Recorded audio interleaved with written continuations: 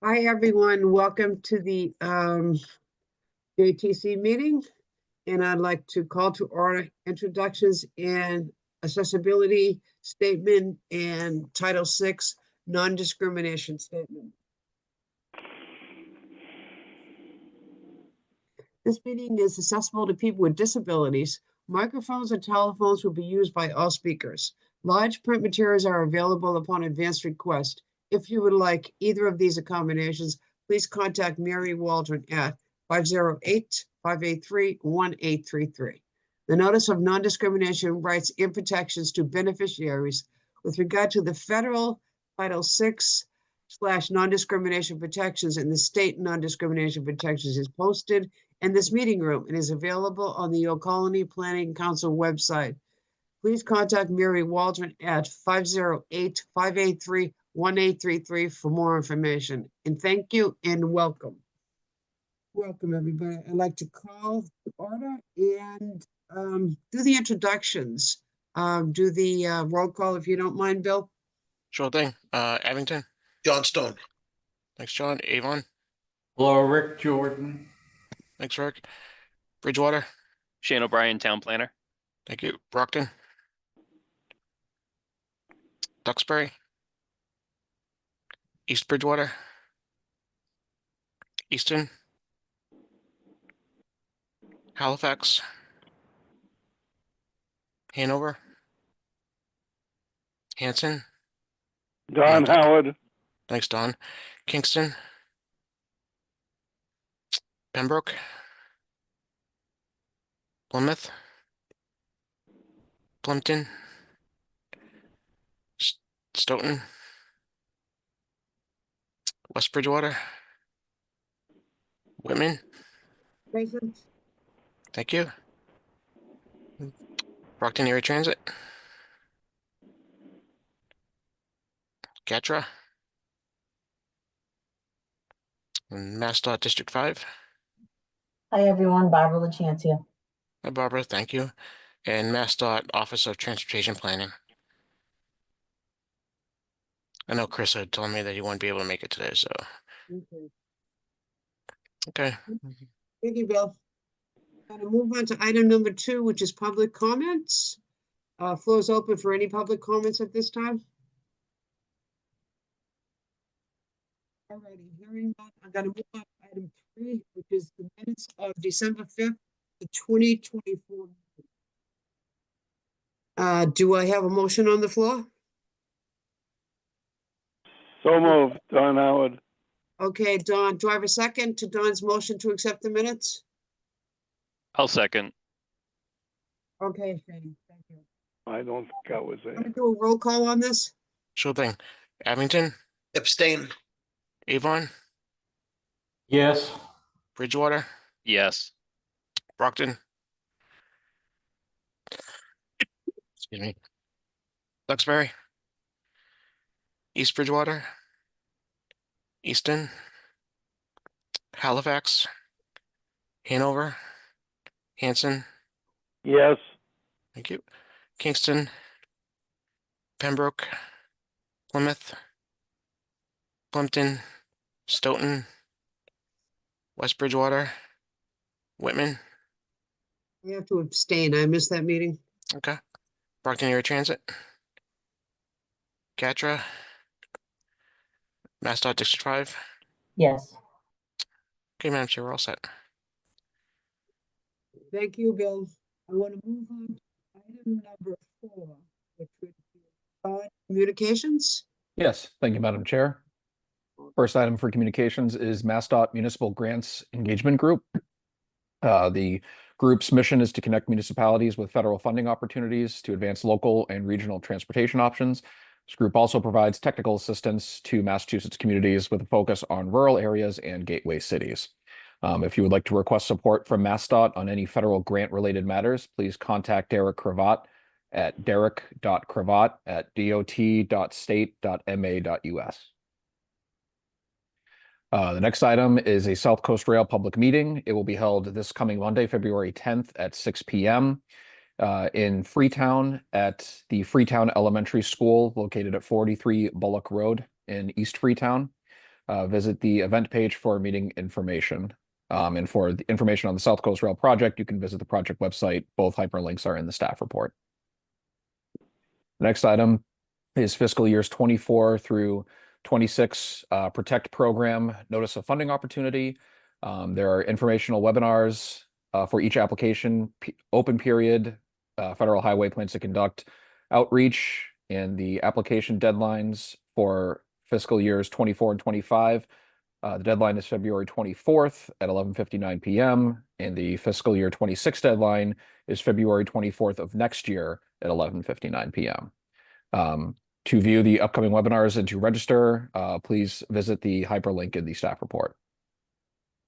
Next item is a Federal Funds and Infrastructure Office notice. The next partnership meeting will be held February 25th at 2 p.m. A newsletter ahead of that meeting with new grant opportunities, as well as contact information and other helpful resources will be distributed. To register for the Zoom meeting, please visit the hyperlink in the staff report. And here's a flyer for the previously mentioned South Coast Rail public meeting in Freetown. The meeting will be providing project updates, overall project status and timeline, as well as the anticipated start of service date and next steps for the project.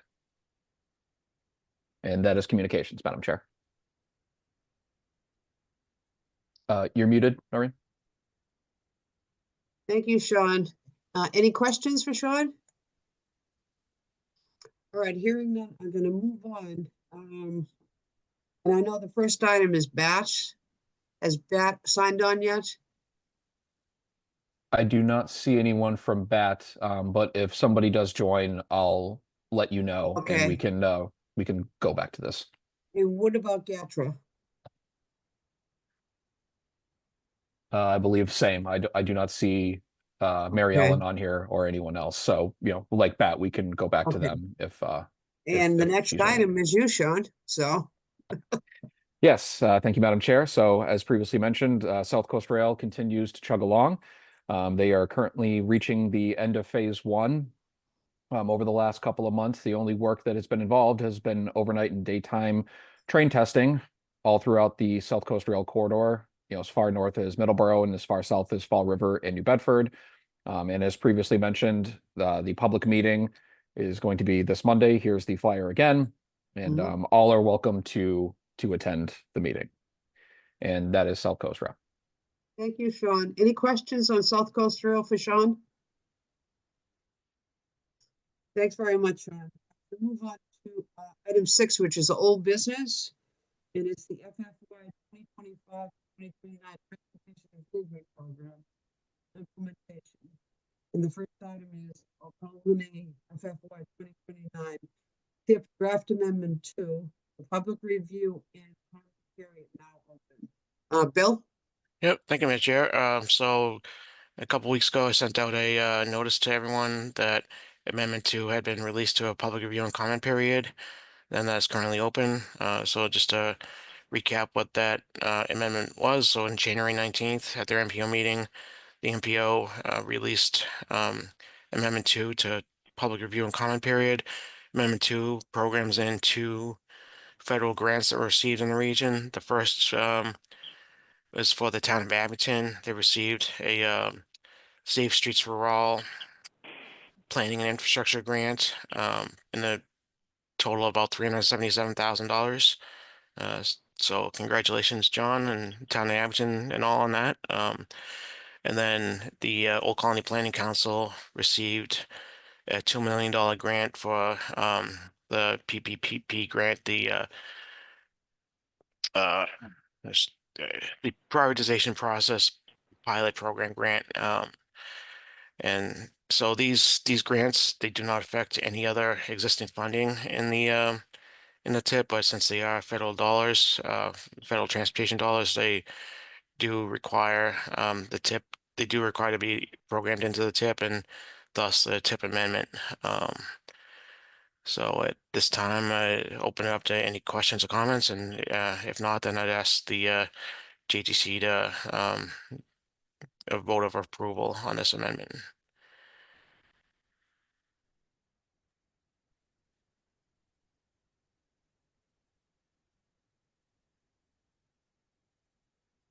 I'll make the motion to approve.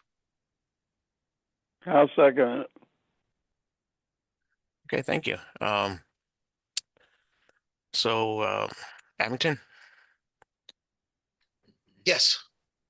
Avon, Yes. Bridgewater, Yes.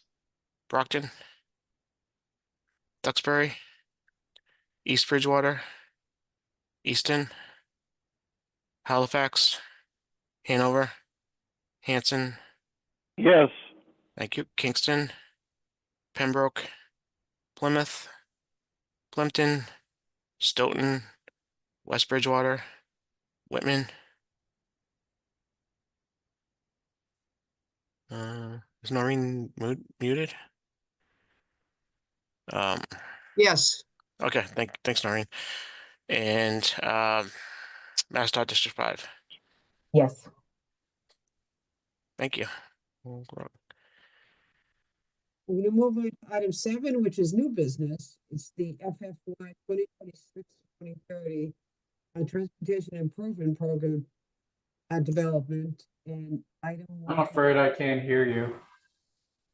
Oh, you can't. Okay, I'll get closer to my microphone. Okay. Item 7 is new business. It's the FFY 2025 to 2029 Transportation Improvement Program implementation. You'll call me FFY 20 to 25 to 20 to 29 Transportation Improvement. Yeah, that's right, development. Results from the tip readiness and development of timeline and key dates. And that's item 7 under new business. Thank you, Madam Chair.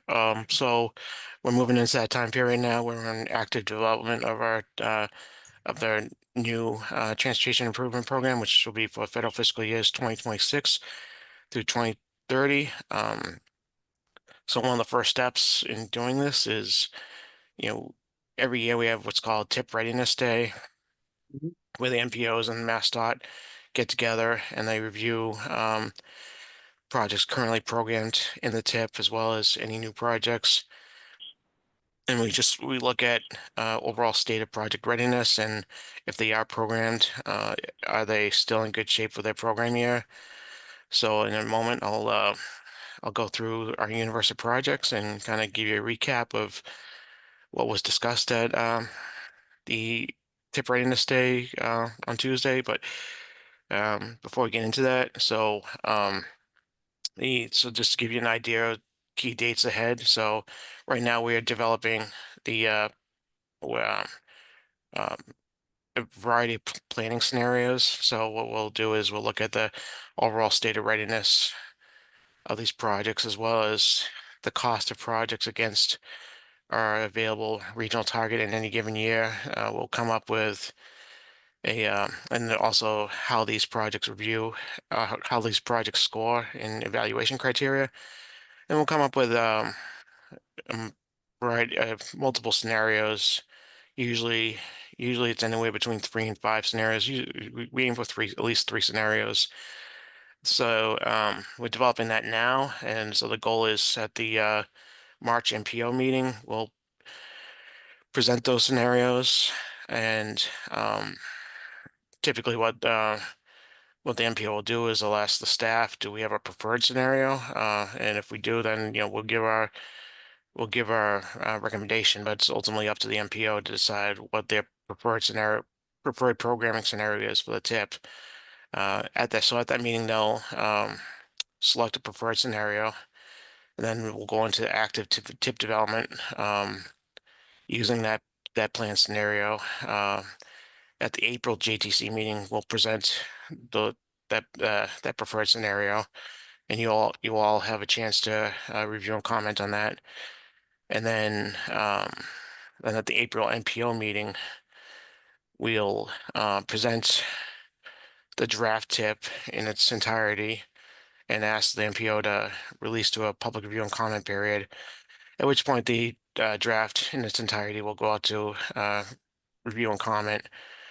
And then, so typically we'll incorporate all the comments that we get during that period. It's usually fairly robust. MassDOT usually has a whole list of comments, as well as different municipalities in the region. So that's a fairly hefty process. And then finally, at the May MPO meeting, we'll review the comments that we did receive and how those are addressed. And then we'll ask the MPO for a formal adoption of the tip in May. So that gives you an idea what's coming up. It is an active season, so I encourage you all to come to the JTC meetings, as well as if you're always welcome to come to MPO meetings as well, even if you're not an MPO signatory. The MPO is open to all, and we encourage everyone to participate in those meetings. So without further ado, I'll start going through our university projects here and talk about what was the result of tip readiness day. So first of all, in Abington, and again, these are by municipality, so they're not necessarily ordered how they appear in the tip. They're just by the municipality. So in Abington, intersection improvements at Hancock Street and Chestnut Street. This is programmed in 2026. And the consensus of tip readiness day is that this is in good shape for being advertised that year. So that's good news. Abington and Brockton, pedestrian improvements on Route 123. This is likely to be, well, not likely, it'll definitely be an advanced construction project given that price tag. But it's programmed in 2029, and that is, the consensus is that that should be in good shape for 2029. Intersection improvements at Route 139 at Chestnut Street and Old Randolph Street. We just had a public information meeting on this project. That project is programmed in 2027, and the consensus is that is in good shape in 2027. Intersection improvements on Route 18 and Route 123, that is programmed in 2028, and that is believed to be in good shape for 2028. Then we have a district-wide bicycle and pedestrian improvements project for MassDOT District 5. This covers improvements in multiple towns, including Abington. And that's currently not programmed, but it's in the preliminary design phase. It just went through PRC in December, so it's a new project. So moving on to Avon intersection improvements at Route 28 at Spring Street and Harrison Boulevard.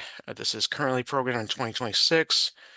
The feeling at MassDOT, feeling at tip readiness days was that this project is in jeopardy of not being ready to be advertised in 2026, and the recommendation was to move this to 2027. Avon corridor improvements, Route 28. This is currently not programmed, and currently no active design.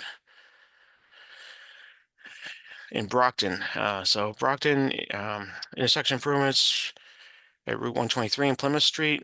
This was programmed for this year. This will not advertise this year, and the recommendation is to move it to 2026. And the next one in Brockton,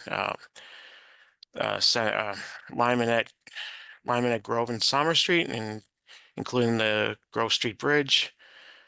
This was programmed in 2026. The consensus is that this project is not likely to be ready for 2026, and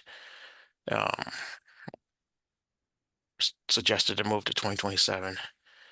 And also in Brockton, intersection improvements at Crescent Street, Quincy Street, and Massasoit Boulevard. This is an older project. There's no active design on this. Abington and Brockton, that pedestrian bicycle improvements on Route 123, already spoke about that. Intersection improvements, Route 123 at Pearl Street and Stonehill Street. That is currently programmed in 2028, and that is looking good for 2028. And improvements on Forest Avenue. There is no active design on this, and it's currently not programmed. Moving on, Duxbury, the improvement project of the ramps between Route 3A and Route 3. That is programmed in 2027, and that's looking good for 2027.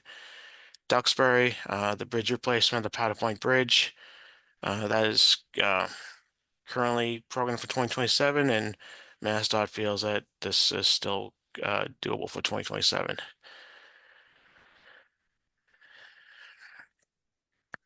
District 5, safety improvements, multiple towns, including Duxbury.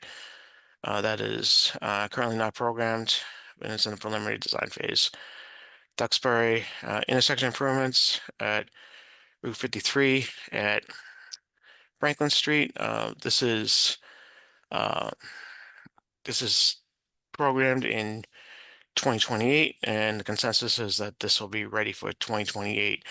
And there's also a short term, so the previous project that I just spoke of, the District 5 safety improvements in multiple locations, that covers this intersection as well. So there is a short term safety improvement project is at that intersection. I believe it's signage and striping and things like that. East Bridgewater intersection improvements, Route 18 at Route 106, which is West Street and East Street. That is currently not programmed. There's no active design that we know of. East Bridgewater, Route 18 at Highland Street. We have this programmed in 2029, and the consensus is that this is good for 2029.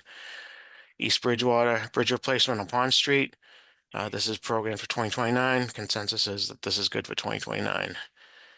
In Easton, corridor improvements on Route 138, including the intersection of Route 138 and Elm Street. That's programmed for this year, and that is expected to advertise on schedule this year. Easton, resurfacing and related work on Route 138. That project has no active design at this time and is not programmed. Easton, improvements on Foundry Street, same thing, currently not programmed and no active design. Easton, reconstruction and related work on routes 138 and Route 123. Same thing. Well, there is an active design that was notice to proceed on design was issued in June of 2022, but it's not currently programmed. Easton, routes 138 and Turnpike Street, Route 138 Purchase Street and Turnpike Street at Purchase Street. This project is in the preliminary design phase and currently not programmed. And then District 5 safety improvements. Easton has a location in that project as well. Moving on to Hanover. Hanover, the project in the town center, which is Route 139 at Main Street, Silver Street, and Center Street. That project is programmed for 2028, and this is still believed to be good for 2028. Hanover, Route 53 at Columbia Road. I'm sorry, Route 53 Columbia Road at Broadway. This is programmed in 2029, and the consensus is that this is will be ready for 2029. In District 5, bicycle and pedestrian improvements, district-wide, Hanover has a location in that program as well. Hanson, corridor improvements on Route 14. This project is awaiting resolution on the underground utility. Yeah, this is Don Howard from Hanson. Hey, Don. What is the problem there in Hanson? I know it's been a long time because I started that, I don't know, 10 years ago because they did it at the same time Pembroke did it. But I've kind of been slack lately, but between now and next month, what is the problem up there? I'll try to find out for you. So it's kind of an ongoing issue. So and I know the town is addressing it. So there's a very old water main underneath the roadway that the town does not own. It's owned by the Abington Rockland Right. water district. And so before design can go any further on that, there's a requirement to do a subsurface underground utility engineering assessment. So the state legislature did get the town some money in the bond bill to fund that SUE, at least in part, to help the town pay for that. And I think right now the town is just in the process of allocating that money and getting that contracting with the contractor to do that work. But That's for Rockland to put in new pipe in the Mulquon Street part of Anson. yeah, so that's So the. I'll try to find out for you for next month. All right. All right, I appreciate it. I've been kind of slack on this, and it upsets me because it should have been done a long time ago. I hear you. Yeah, it's frustrating from all sides, and so yeah, we totally hear you, and yeah, if you're able to find out anything, and yeah, absolutely, you can bring it to this meeting, and happy to incorporate that into our tip process. So Okay, thank you. thank you. Um, so moving on to Kingston. Kingston Bridge replacement at Smith's Lane over Route 3. So this is a piece of good news. This was programmed, it's currently programmed in 2028. The state feels that this could actually go in 2027 as design on this is moving along quicker than anticipated. So that's some good news there. Kingston, or Kingston Duxbury, I should say, the ramp project, I already spoke about that. Plymouth. So Route 3A at Herring Pond Road. This is currently not programmed. It's in the preliminary design phase, and my understanding is that the town intends to rescope and resubmit this project to include an adjacent intersection Hedges Pond Road. So we're waiting what will happen with that. Stoughton corridor improvements on Route 138, Phase 2. That's this year. That's good. It's going out. Stoughton reconstruction of Turnpike Street. This is at 75% design, but currently not programmed. It's a very expensive project, and I think the state is trying to figure out how to pay for this one. The status of that. Stoughton, Canton Street, at School Street, and Canton School in Summer. So this is programmed in 2028. The consensus is it should be ready for 2028.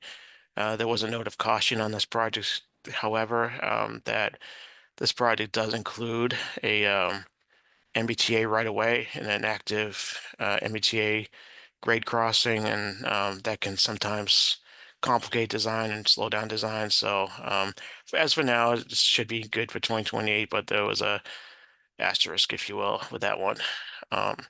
Stoughton intersection improvements at Route 27, Park Street and Turnpike Street is currently programmed in 2029, and the consensus was that should be ready for 2029.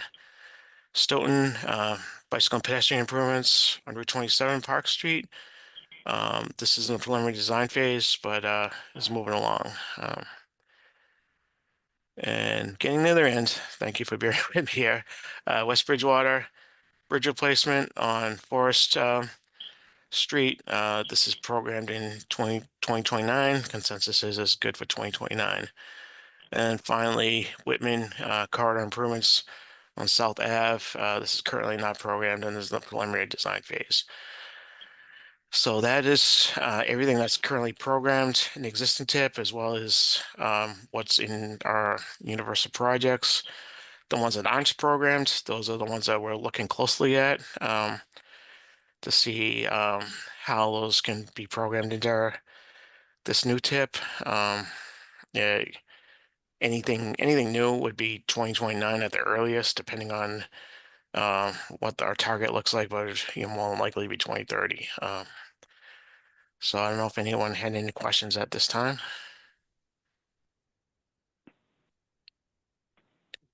Right. Hearing none, do you want to move on to the performance-based? It's, Get closer to the mic. you don't hear me, okay. Item B is performance-based planning and performance measures and targets. Yep, That's the thank you, next Matt. item. Yep, thank you, Madam Chair. So you guys get to continue to listen to me. So the every year we MPOs are required to adopt performance measure targets. This was a requirement that was set forth by the United States Department of Transportation in 2016 for both MPOs and state DOTs. They are required to set performance targets in 3 categories: highway safety performance, which is PM1, which we're going to be talking about today; state of good repair, the maintenance of the current maintenance of the infrastructure, that is PM2, and then congestion management and system predictability and reliability, that is PM3. But today I'm going to talk about PM1. I'm going to talk about the targets that the NPO just adopted for calendar year 2025. I'll note that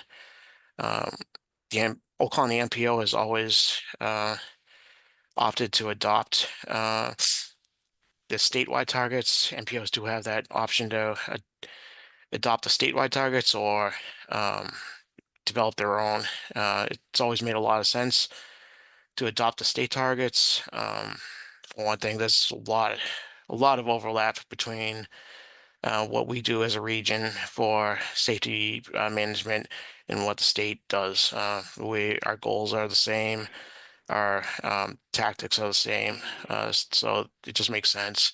And often the trends that are happening statewide with safety performance are also reflected in our region. So it just makes sense to adopt it and adopt the state targets, and it's worked well. So, Sean, if you just want to skip it to the slideshow, just kind of go through this. All right, so safety performance measures, kind of just gave an overview of that. Yeah, so talked about this already, PM1, PM2, PM3. So today we're going to talk about PM1. So it's required that PM1 requires that you set targets in 5 categories. So overall total fatalities, the rate of total fatalities, the fatality rate, so the total fatalities per 100 million vehicle miles traveled,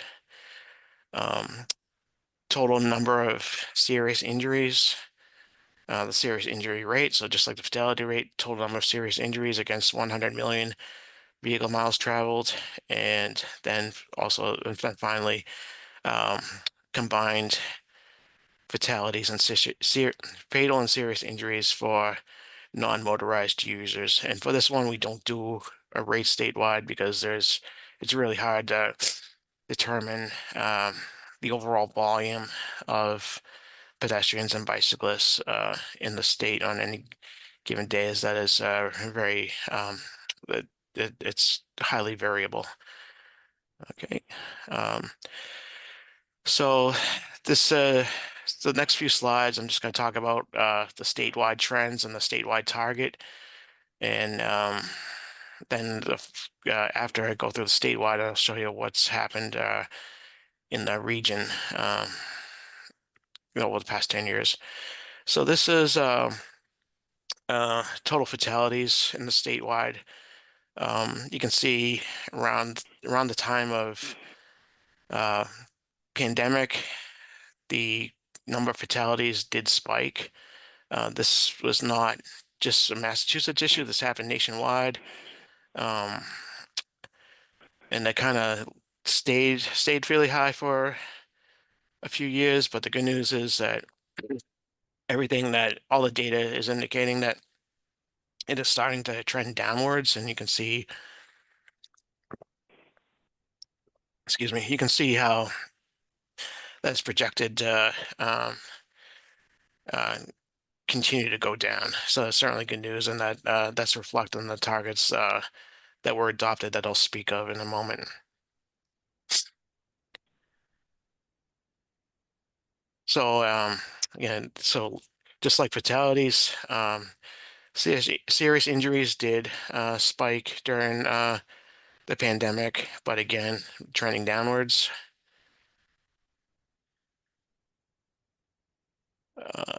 So this is looking at overall combined fatalities and serious injuries for non-motorized users. So bicyclists, pedestrians, people in mobility assisted devices. Same thing, it spiked during COVID, starting to trend downwards. So it's great news, and that's more likely an initiative of a product of the initiative of Complete Streets and a lot of the strategies that we've been working on both statewide and as a region. So this looks at the performance region wide over that same time frame, looking at the state wide. And so just like the state, we saw a spike during COVID in total fatalities and serious injuries for highway safety. The data that we've looked at so far, there's indications that it is leveling off. We haven't seen the crest of the curve just yet in the regional data, but we're anticipating that as I mentioned earlier, our data, what happens regionally often mirrors what happens in the state. And then the smaller bars there, that's for the non-motorized users. That's been very stable. Even during pandemic, that didn't really spike. It kind of it's remained flat, but it's with the scale of this with this chart, it's difficult to see, but it is trending downwards. So that's very good news. So without further ado, these are the targets that were adopted last month by the NPO. So you can see what the adopted target is and how that compares to the projection. And in every category, the target that we're searching for is, I should say the projected number is well below the target. So these should be, we anticipate that these targets will be attained very relatively easily. And so I'll just recap by saying that while we do set numerical targets for total serious injuries and fatalities, the ultimate goal, both the state and this region has a vision zero policy, which is that our ultimate goal is that no preventable serious injury or fatality is acceptable on the highway network, and our goal is for zero preventable fatalities and serious injuries, and that's something that we're always striving towards. So just something to bear in mind, that we do, like I said, we have those numerical targets, that this is our target number of fatalities or serious injuries, but ultimately our goal is zero. So and then with that, that kind of wraps up my presentation, and happy to entertain any questions anyone has.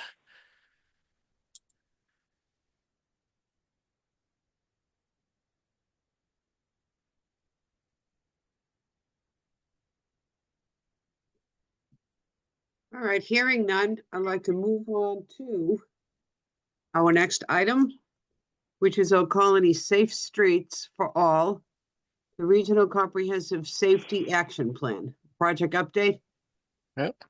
Thank you, Madam Chair. So this kind of dovetails nicely into what I just presented on. So as you all know, we back in 2022, we were recipients of a grant to develop a Safe Streets for All regional comprehensive safety vision zero plan.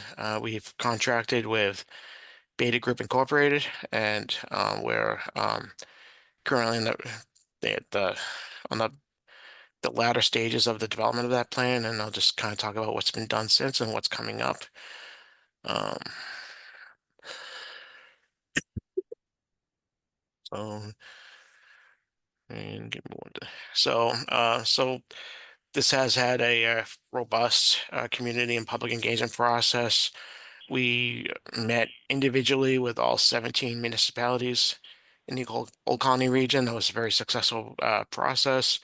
A lot of great input was received through that.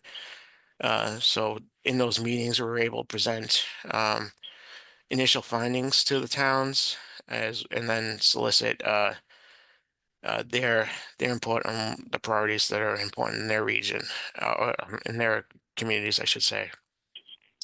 We also held a general public meeting back in December. That was very successful. And as well as we've reported periodically to this committee, as well as to the Old Colony Planning Council Board of Directors and the Metropolitan Planning Organization. Again, you all know that we Beta developed this great tool. It's still active, can be accessed through our website. There's on our website, well, you can actually do it on our website, but it's actually easier if you go directly to the link, and there is a button to go directly to the link for the interactive map and data dashboard.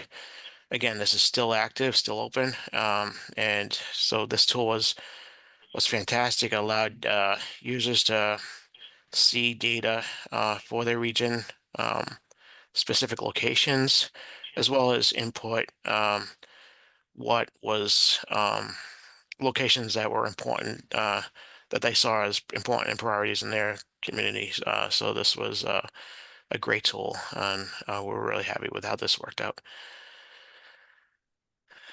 So thus far, crash analysis and the developing high injury network, that was really the big heavy lift in the first half of the development of this plan, as well as so we our consultant also conducted a state of the practice review. So looking across the country, looking at US DOT, looking at other state DOTs, looking at think tanks like ITE and other sources, what's the current best practices for improving safety on the network. So that was done.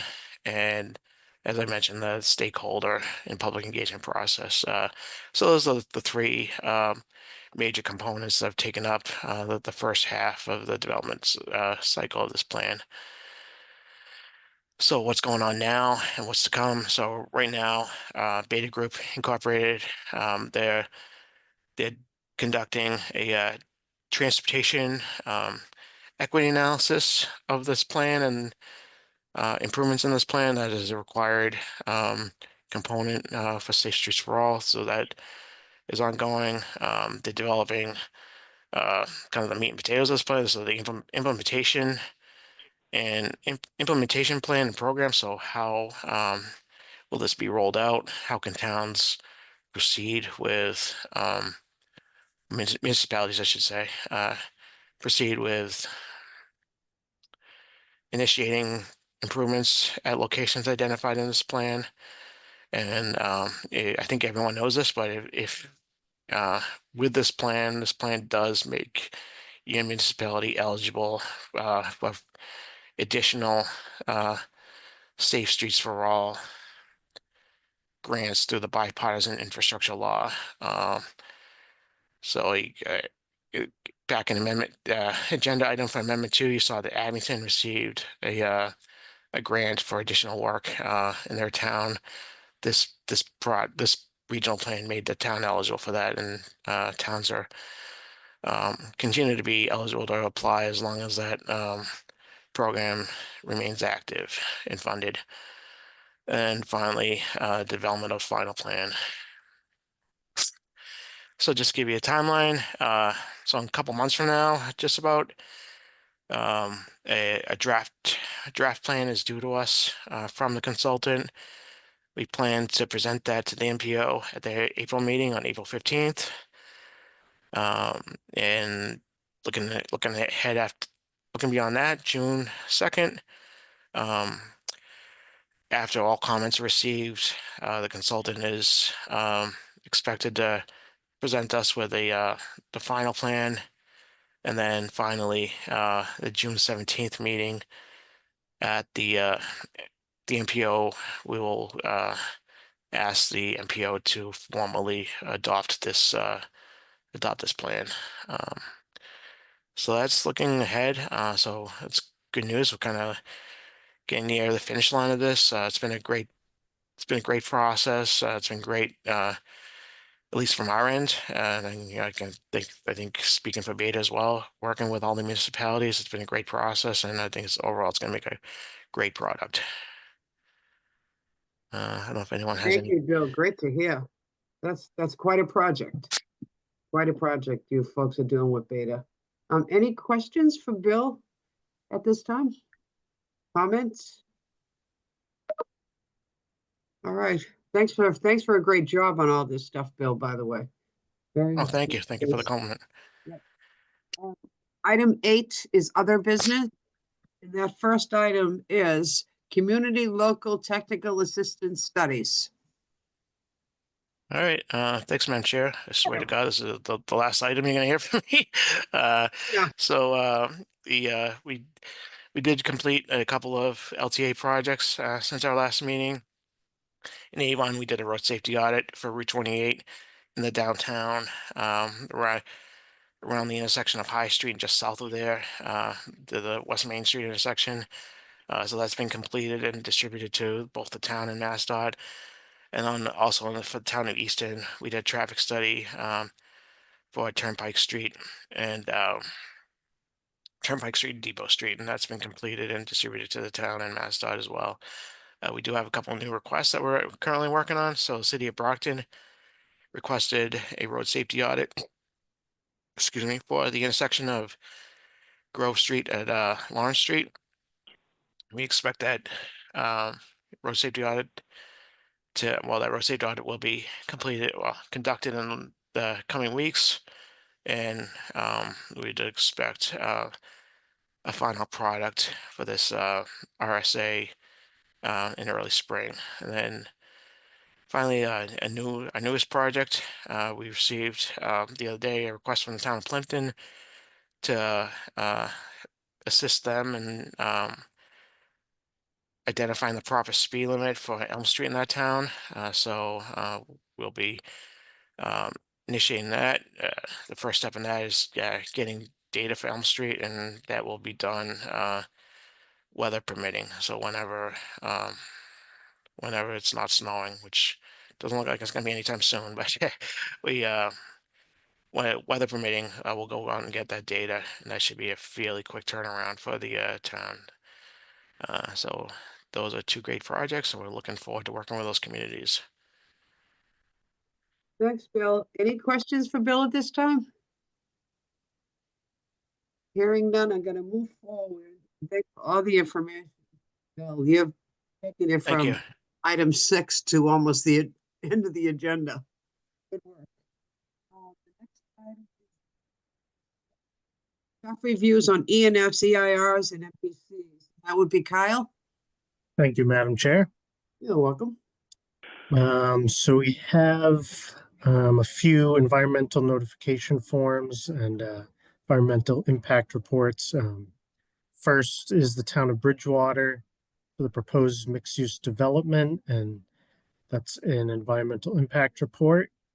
Next is in the town of Stoughton and Canton, Washington Street corridor improvements. And that's a final environmental impact report.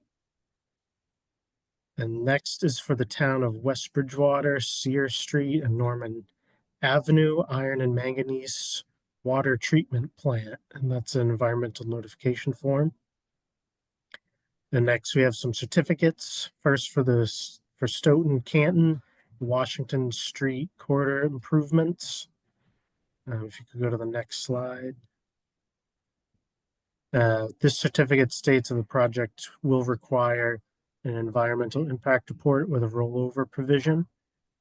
Next, for the towns of Plymouth Carver, the Plymouth Municipal Airport Runway 6 extension. The certificate states that this project adequately and properly complies with MEPA. Next, for the towns of Abington, Rockland, and Weymouth, the South Weymouth Naval Air Station redevelopment project. The certificate states that the project adequately and properly complies with MEPA. And the final certificate is for the town of Plymouth, Wilkinson, Withington, Aquaculture. And the certificate states that this project does not require an environmental impact report. And then finally, just some public notices. First one for the town of Pembroke, the Pembroke High School, notice of application and issuance of a draft groundwater discharge permit. And the next one is for the town of Plymouth at 173 and 180 Herring Pond Road. This will be a wetland restoration. And that's a notice of intent to initiate an ecological restoration project. And finally, for the town of Plymouth, White Cliffs Wastewater Treatment Facility. This is a notice of application and issuance of a draft groundwater discharge permit. And that is MEPA. Thank you, Kyle. Any questions for Kyle on this? Thank you so much, Kyle. You're welcome. Item C is regional concerns and local community transportation issues. And this is an open forum, so anyone who has any comments or questions, this would be your time. I have something. Don Howard has a question. All righty, go for it. Now, I have two streets in Hanson. One of them is County Road that runs from the center of High Street and the Town Hall to West Washington Street. There's a new road on it, and the water runs out from the development onto the road. And the road on County Road doesn't have drainage on it. Is that permissible, or if they get to put the water back into the land? Do you know? I do, Don. You need to talk to the planning board about that. Okay. They're not to be, putting their excess drainage onto the roadway. They're to keep everything on the site. So I know that's what I learned a long time ago when Yes. I worked for the DPW in Hanover. So you would have to talk to Tony at the planning board. Talk to him about that. Okay, I'll see Tony. And also on Spring Street from Damien's to the Rockland line, there's the same situation. Yeah. Okay. I'll get a ride over and I'll see Tony. Thank you very much. You're welcome. I had Rick Jordan here. Thanks, Rick. I had a question. I see there's you mentioned the South Coast Rail meeting that's going to happen in Freetown on February 10th. I see that it's in person only. Is there a reason why they're not doing that via Zoom so that people can attend remotely? That would be for Sean, that question? Yeah, I'm not sure. I was kind of expecting that as well, for it to be potentially hybrid for in person as well as on Zoom, but all I know is that it's in person only. As far as I know, there's no virtual option. Is there a way to complain about that? I mean, there's quite a large geographic area that's affected by that meeting. There may be a contact person on the South Coast Rail Project website. I don't exactly know who it is, but I can figure out who to contact in regards to the project, and I can email you after the meeting, give you that information. Yeah, that'd be Gene Okay. Fox. Oh, okay. I wasn't sure if it Yeah. was Gene or if it would have been someone else. Yeah, that's Jean Fox. Right. Okay. Mhm. Thank you, Charlie. I want to drop her email in the chat. Yes, I can do that. Is there any movement away from the net zero construct? It seems kind of like an extreme construct to me that's seen its better days. Or is it still the ideology of the day?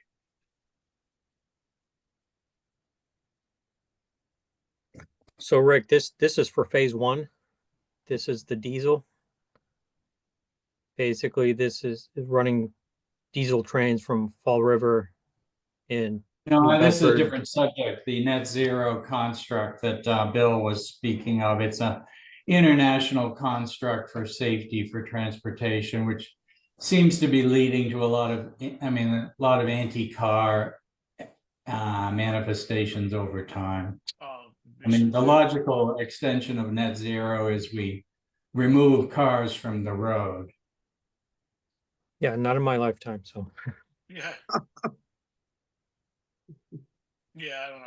All I can say is so that, you know, up until now, that's been a priority of USDOT. So obviously now we have a new administration and a new secretary. I'm not sure what their ultimate goals are for safety goals, but just stay tuned. But yeah, for right now, Vision Zero remains the goal that no preventable serious injury or fatality is acceptable, and I believe even regardless of what happens on the federal level, it'll remain a priority of the state to always strive towards that goal. And it's not about removing cars from the roads. It's not to do a deep dive into physics, but it's about reducing kinetic energy when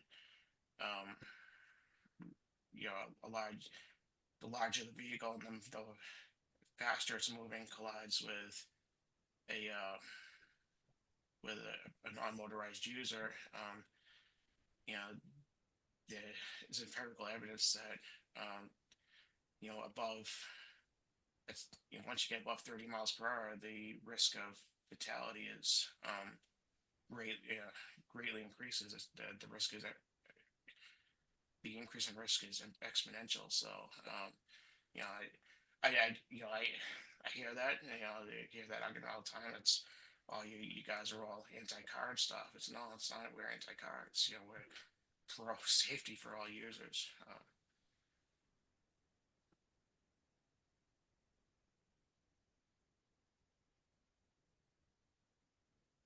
Thank you, Bill. Any other questions, Rick? Nope. All right. Any other questions from the committee regarding transportation issues in their town or state issues? All right, hearing none. Thank you everyone for attending. We always appreciate that. And the staff is available if you think of something after we end the meeting. But right now I'd like to ask for a motion for adjournment. Adjourn, Hanson. Second? Second, Abington. Okay. Everybody stay safe. Thank you. Thank you. Have a good week. Yes. And thank you, council staff members, for all your hard work. It is so appreciated. We don't say it enough, but thank you so much. Agree, Noreen. Thank you for your leadership. Thank you.